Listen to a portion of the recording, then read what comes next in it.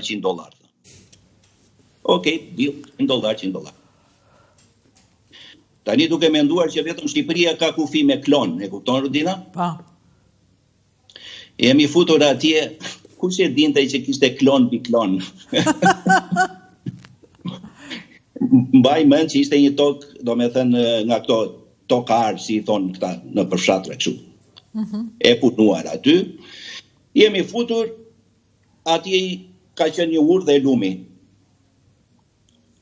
Kemi kaluar lumin Matan dhe aty ka qenë kampi ushtarak bulgar. Në krahun tjetër ishte e rrethuar prapë me tela dhe ishte kulla, ku rinte roja me projektor. E provojmë nga kulla të futeshim, s'kishim gjatë. Ngjitemi çik më lart, ishte transversa që kalonte treni, edhe aty kishte kull, nuk do na diktonin se s'ben. Kështu që morëm krahun e majt, ku ishte kampi ushtarak dhe ishte një si tip rrugice, mund ta themi, midis lumit edhe telave me gjemba.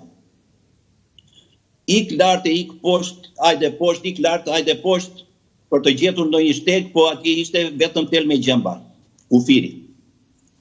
Më në fund gjetëm aty një shteg që e hapëm vetë, futemi, kalojmë Matan, futemi prapë në një tokar aty, ec, telat e dytë, telat e tretë, të katërt, të pestë.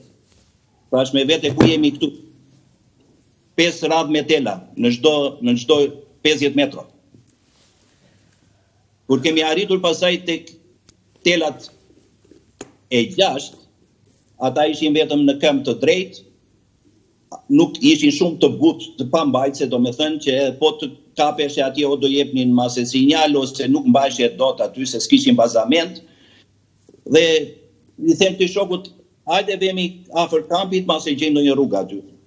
Tek fundi i telave, ku futeshe në kamp dhe mund të rrotulloheshe më mbas, pasaj të dile mbas telave, ishte kolibja ku rinte ushtari. Aty ai po flinte, gjumë në këmbë,